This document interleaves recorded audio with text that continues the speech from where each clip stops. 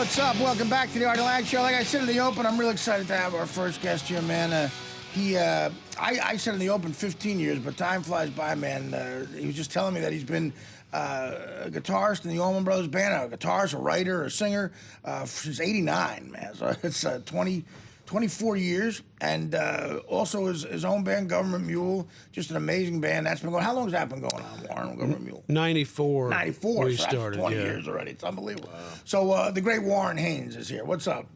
Man, thanks for having me on. Thanks for doing it. I appreciate it. Yeah, sure. Where you from originally, Warren? Asheville, North Carolina. Asheville, North Carolina. Now, did you grow up obviously a big Orman's fan and a big? Oh yeah. What was were they like the band for you, or you just in general? Did you like Southern rock or rock and roll, or? You know, they were one of my absolute favorite bands. Yeah. If I had to pick a band from my childhood, so to speak, I guess that's not the right way to put it, but a band from back then that I would join, right. they would be at the top of the list. And you end up joining. How about that? Yeah, it was not something you could ever expect. But I grew up originally listening to soul music, you know, right. Sam and Dave and the Four Tops and the Temptations. And I love Otis Sam Redding. and Dave, man. Yeah. But then when I heard Hendrix and Cream and stuff like that, that's what made me want to play guitar. Wow. Yeah. Cream, I don't know if you saw recently a documentary about Ginger Baker. I've been hearing all about it. Great, Beware Mr. Baker. Really, Yeah. I mean, I think you'd love it. I don't want to speak as for a musician because I'm not one, but I think you musicians would really enjoy it. Was Cream really worth that name? Were they were that good? Like those three guys at the time? At the time that they were the cream of the crop, no pun intended. And I think that was kind of the impetus of their name. But they were amazing musicians, and nobody had experimented like that, and they just really took music to somewhere else. And of course, Hendrix came along and blew it out. Yeah, took it even further. Yeah, they broke a lot of ground from it, and the documentary points that out. How did it come about with the Ormans and you? So, were you ever in the band with Dickey Betts? You were in the band with him? I was actually. That's the way I got in the band. I played in Dickey's band. Starting around '86. Oh, okay. When the Allman Brothers were broken up, they were broken up from '81 till '89, and so I was writing with Dickey and did one record with him and toured in his band for about 3 years. And in '89, or actually at the end of '88, they called me and said, "We're putting the band back together and we want you to join." And I was just flabbergasted. So you played with him for a few years? Up until I left the band in '97.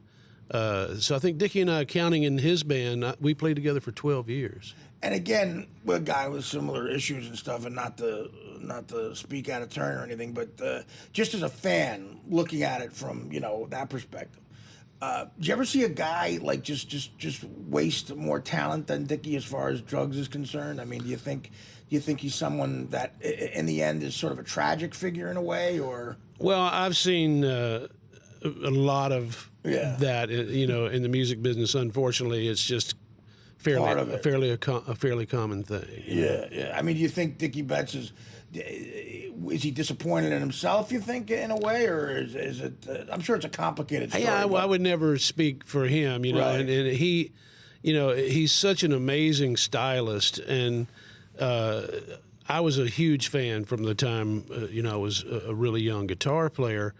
And I learned a lot from him playing together. And he's the person that I owe the opportunity to be in the Allman Brothers, So, for me, I'll never have anything but great thing. Well, he's so talented. That's what I mean. Yeah. He's such a talented guy. You just hate to see sometimes the other stuff overshadows it. What is his relationship like now with Greg Allman? Do they just speak at all or not? No, they haven't spoken in a long time. Right. I actually spoke to Dickey a few months ago. We were both in Germany at the same time. Okay. And it was good to kind of catch up with him. And he actually played with Derek Trucks a few nights ago at the Beacon. Oh, no kidding. Yeah, so it's... He's doing all right then? Yeah, I think so. And he's touring, and it's... we don't cross paths that often, but, that guy invented a way of playing guitar that thousands of guitar players have learned from. Wow. I mean, now speak about a guy like Derek Trucks, Butch Trucks' son, one of the drummers from the band, just an unbelievable musician. That came out of nowhere, it seems almost. He started playing you guys when he was like 16 or something, right? And he was, actually, Derek came into the band after I left. So he and Dickey were there together for a minute. And then Derek and I have been together since 2001 in the Allman Brothers. But I started playing with Derek and first heard him when he was 11. And he was 11? And he was great. Wow, he was great at 11. You know? Are you sort of a mentor of his in a way? I mean... I don't know. I know he's one of those people that learns from everything he hears, and he'll listen to something and kind of cop it pretty quickly. I think there was a great story about his dad gave him a slide guitar and the Fillmore East record, and was walking by his room one day and said he heard the slide guitar parts from the Fillmore East, but he didn't hear the rest of the band. And he opened the door and said, "What's going on, son?" He said, "Oh, I was just playing." So my God! And he was really young. So he's playing Dwayne Orman at a really, really young age. When we first heard him, he was smaller than the guitar that he was playing, but the music coming out of it was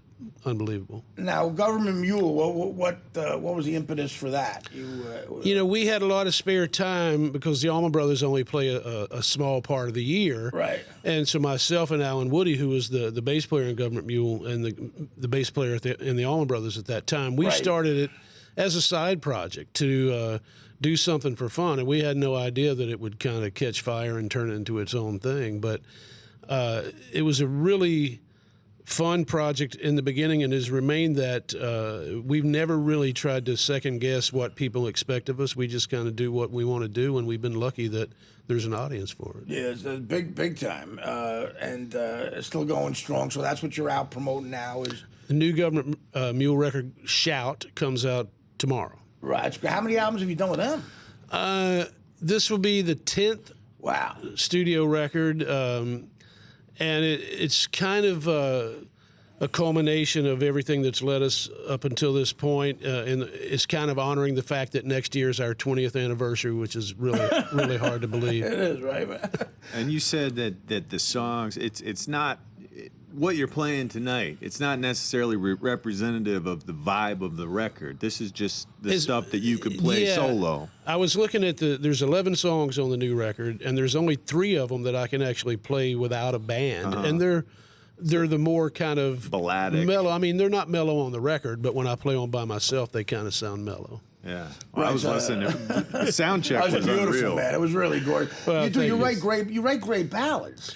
And I love Soul that. Shine. You wrote Soul Shine, I did, right? which was in your movie. It's all over the movie Beer League, man. I mean, I remember the first time I heard that, man. I was like, whoa, just blown away. And that's all. That's basically the soundtrack of the film. And the last part of the film, it totally is the vibe that we wanted, and we appreciate it. That was very cool. I wrote Soul Shine back in the late 80s, but I didn't realize that... As an Allman's record, right? Yeah. Initially, I didn't think of it that way, but it was Greg's idea to make it an Allman Brothers song. Oh, okay. Yeah, I mean, the ballads are amazing. We got to take a quick break, and if you don't mind, come back and maybe talk a little bit more. Yeah, sure. Warren's going to play a couple tunes later on in the show, like I said, we're really excited about. So take a break, come on back for the rest of the Artie Lange Show. Warren Haynes is here. The Artie Lange Show, weeknights on Audience, only on DirecTV.